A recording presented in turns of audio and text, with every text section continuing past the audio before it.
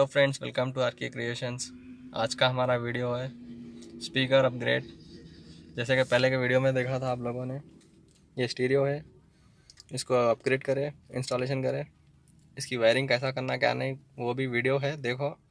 और एक वीडियो भी बनाने वाले हैं इसका, कैसा वायरिंग करना क्या नहीं क्लियरली अब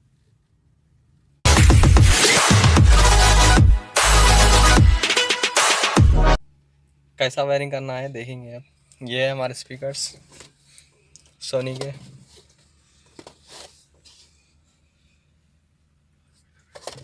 डोर के स्पीकर्स है ये, देखिए कार डोर्स में आते हैं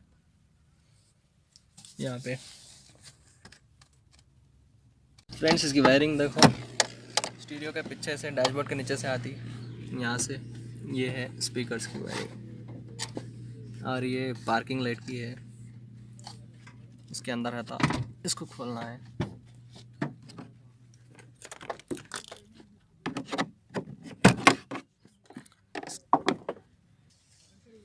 वीडियो बड़ा होता के पहले निकाला था, स्पीकर्स निकाल के टेप मारा, देख सकते हैं आप लोग।